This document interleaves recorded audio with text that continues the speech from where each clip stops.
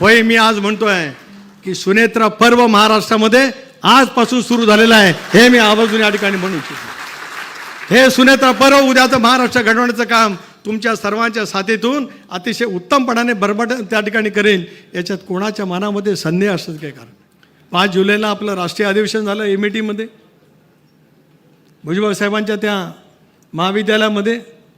त्यावेळेचं दादांचं भाषण आपण ऐका, 1 तास 1.5 तास दादांनी भाषण केलं। दादांच्या आयुष्यभरातल्या वेदना त्यांनी त्या ठिकाणी सांगितल्या। आणि दादांनी भाषण करत असताना परवा पार्थ आणि जय तुम्ही अतिशय उत्कृष्ट चित्रपट तयार केलीत, त्याच्या दादांचं वाक्य तुम्ही जे दाखवले आहेत की मी एकटा नाही, माझा श्वास असेपर्यंत तुम्हाला सर्वांना सोबत घेऊन मी वाटचाल करणार आहे, हे दादांचं वाक्य एमईटीच्या आपल्या राष्ट्रीय अधिवेशनामध्ये होतं, ज्यावेळेला दादांना आपण राष्ट्रीय अध्यक्ष म्हणून त्यावेळेला घोषित केलं। ही आठवण मी एवढ्यासाठीच करतो आहे, कणखरपणाने एखादा निर्णय घेतल्याच्या नंतर अनेक बाबी त्या ठिकाणी त्यांनी त्या 1-1.5 तासाच्या भाषणामध्ये व्यक्त केलेल्या होत्या की काय पद्धतीने निर्णय आपल्याला त्या ठिकाणी घ्यावा लागतो आहे, तो निर्णय घेण्याच्या पाठीमागची पार्श्वभूमी काय, तो निर्णय उद्याच्या भवितव्यासाठी राष्ट्रवादी काँग्रेस पक्षासाठी आणि महाराष्ट्राच्या हितासाठी कशा पद्धतीने असू शकतोय याचं सुस्पष्ट विवेचन हे दादांनी त्या कालावधीमध्ये केलेलं आपण सर्वांनी म्हणून ऐकलं। टीका टिप्पणीवरती आपण सगळेजण गेलो, खंबीरपणाने आपण त्या ठिकाणी वाटचाल करत आलो। अल्पसंख्याक समाजासाठी सर्वाधिक योजना दादांनी त्या कालावधीमध्ये निश्चितपणे दिल्या, याच युतीच्या महायुतीच्या सरकारच्या माध्यमातून। लाडकी बहीण योजना हे नंतरचं दायित्व त्या कालावधीमध्ये होतं, पण लोकसभेच्या निवडणुकीमध्ये दुर्दैवाने आपल्याला पराजय पत्करावा लागल्याच्यानंतर एक वेगळी स्थिती राज्याच्या राजकारणामध्ये निर्माण झाली। सांगण्यात आलं की आता अजितदादांचं महाराष्ट्रामध्ये काही चालणार नाही। एक मी वाक्य त्यावेळेला बोललो होतो सुरुवातीला की आता महाराष्ट्रामध्ये अजित पर्व सुरू होत आहे। अनेकांनी माझ्यावरती टीका टिप्पणी केली, अजित पर्व याचा अर्थ आपण सर्वजण समजून घेऊ शकता, असे समजून घेऊ शकता, आणि मी बोलल्याच्या नंतर कोणाला काय वाटलं असेल त्याचाही अर्थ पण त्यावेळेला समजून घेऊ शकता। ते अजित पर्व शब्द समोर ठेवत आपण महाराष्ट्राच्या राजकारणामध्ये आपण सर्वांनी म्हणून साथ दिली, त्या ठिकाणी दिलीत, आणि त्याच्यातून आपण एक योग्य पद्धतीची वाटचाल करण्याचा प्रामाणिकपणाचा प्रयत्न त्या कालावधीमध्ये केला। लोकसभेच्या निवडणुकीमध्ये बहिणी आपल्याला पराजय पत्करावा लागला, पण दादांसारखा दिलदार नेता एका बाजूला पराजय झाला तरी संध्याकाळी 5 वाजता मला फोन करून सांगितलं की उद्या एनडीएची बैठक आहे, तुला आणि प्रफुल्लबाईला तिथं जायचं आहे। मी सांगितलं मी जाईन दिल्लीला, पण तुम्हाला भेटल्याशिवाय जाणार नाही।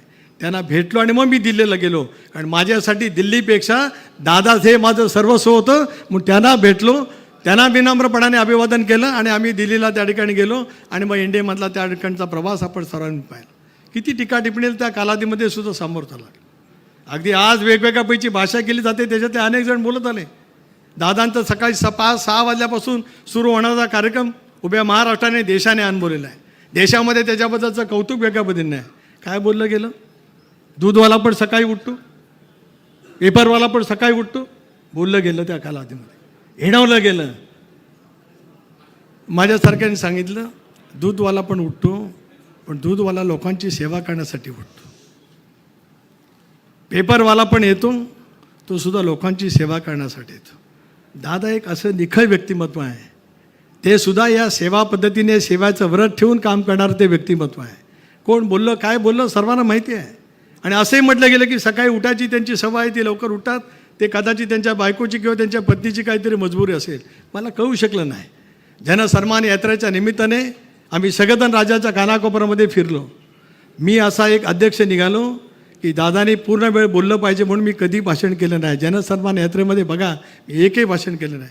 माझी इच्छा होती की बारामतीला मी भाषण करावं, वहिनींना पण वाटत होतं, पार्थला जयला वाटत होतं, पण आम्ही बारामतीमधून दादांची निघालेली अभूतपूर्व मिरवणूक, वहिनी जनसन्मान यात्रेच्या निमित्ताने दादांची निघालेली बारामतीमधली मिरवणूक म्हणजे त्यांनी 2 गाड्या बदलल्या, त्या 2 गाडीच्या काचा लोकांच्याकडनं फुटल्या, इतकं दादांच्या मिरवणुकीमध्ये स्वागत त्या झालं होतं।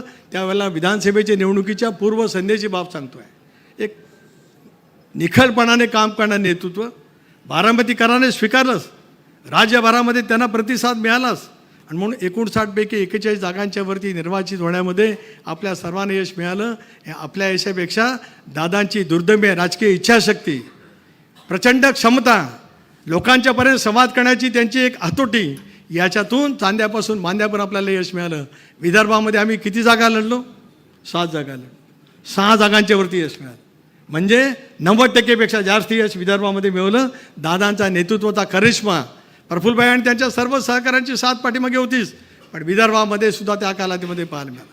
मराठवाड्यामध्ये तर लोकसभेच्या निवडणुकीमध्ये महायुतीचा पाडाव झाला. एक संभाजीनगरची जागा सोडली तर त्या मराठवाड्यामध्ये सुद्धा नांदेड असेल, हिंगोली असेल, परभणी असेल, लातूर असेल, बीड असेल, या सर्व जिल्ह्यांच्यामध्ये एक अभूतपूर्व असं यश राष्ट्रवादी काँग्रेस पक्षाने मिळवलं.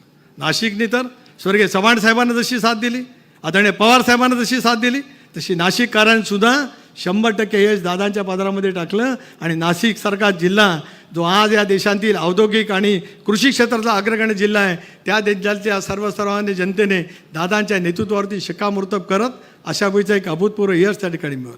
त्याच्यामुळेच गेल्या 1.25 वर्षाची आपली सगळी वाटचाल दादांच्या नेतृत्वाखाली अतिशय उत्तम पद्धतीने झालेली आपल्याला पाहायला मिळेल. आज आपल्या सर्वांच्या वरती नियतीने एक दुर्दैवी क्षण असा या ठिकाणी आणला आहे की ज्याच्यातून आज आपण वहिनींची अध्यक्ष म्हणून नेमणूक या ठिकाणी करतो. अनेक वेळेला अनेक पद्धतीचं बोललं गेलं. ज्या वेळेला दादांचं सुद्धा बारामतीमधलं एक भाषण असेल, आपल्यापैकी अनेकांनी पाहिलं असेल, अनेकांना आठवतसुद्धा असेल. मला जरी एकटं टाकलं असेल तर मी एकटा नाही, तर बारामतीकर माझ्या मागे आहेत. हे दादांचं बारामतीमधलं भाषण जय आपल्या सर्वांनी आणि बारामतीकरांनी महाराष्ट्राने त्या ठिकाणी पाहिलेलं आहे. अशा त्या कठीण कालावधीमध्ये दादांना स्वतःला एकाकी असं वाटण्यासारखं परिस्थिती निर्माण केली गेली.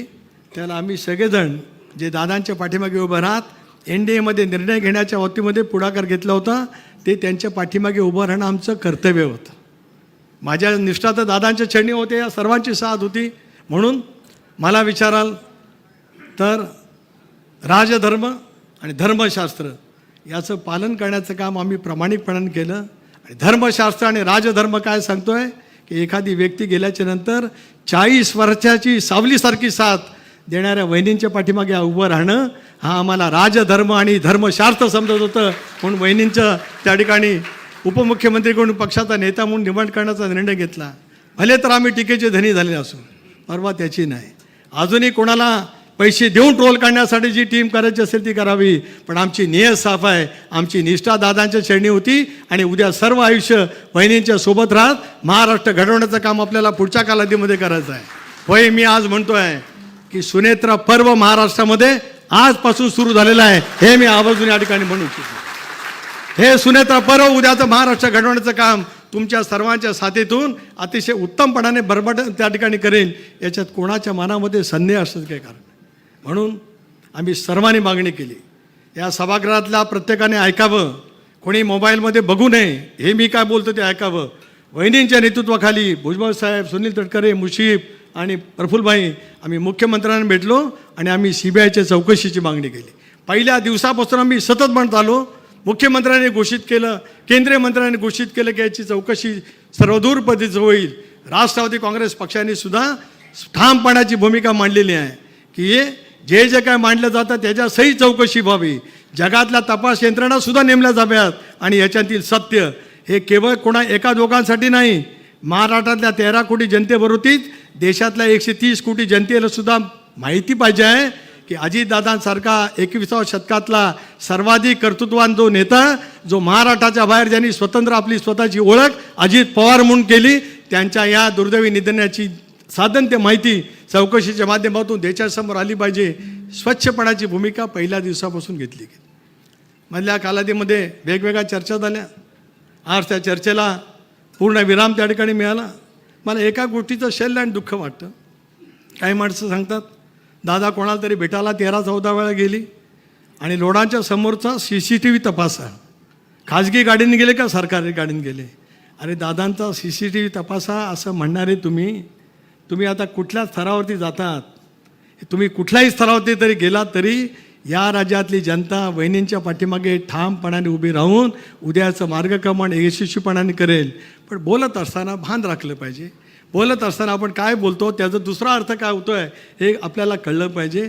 दादांचे CCTV तपासा, कोणाच्या घरात किती वेळा गेले म्हणजे चर्चेसाठी गेले, हे बोलणं म्हणजे आपण दादांच्याबद्दल नेमकं काय बोलतो आहात याची भान हरपणारी माणसं ज्या वेळेला वेगापैचं वातावरण निर्माण करण्याचा प्रयत्न करतात त्या पाठीमागे निष्ठेने, ठामपणाने, आत्मविश्वासाने. वहिनी, ज्या धीरोदात्त पद्धतीने महाराष्ट्राचा जाज्वल्य इतिहास आहे, अशा परिस्थितीचे प्रसंग आले त्या वेळेलाच तो एक इतिहास उभा राहिला. त्याच इतिहास आज या 21व्या शतकात तुमच्या रूपाने महाराष्ट्राचा इतिहास लिहिला जाईल. त्याला दादांचं कर्तृत्व लिहिलं जाईलच, पण त्यांच्या या दुर्दैवी अकाली निधनाच्या नंतर ज्या धीरोदात्त पद्धतीने, ज्या संयमाने आपण परिवारासाठी नव्हेच तर राष्ट्रवादी काँग्रेस पक्षाचा परिवार म्हणजे दादा आणि महाराष्ट्रातील जनता यांच्यासाठीच आपण सावरून आमच्या सोबत या ठिकाणी कामाला उभा राहिलात, हे या महाराष्ट्राच्या इतिहासात त्याची नोंद निश्चितपणे राहील. एवढंच मला या ठिकाणी या निमित्ताने सांगायचं आहे.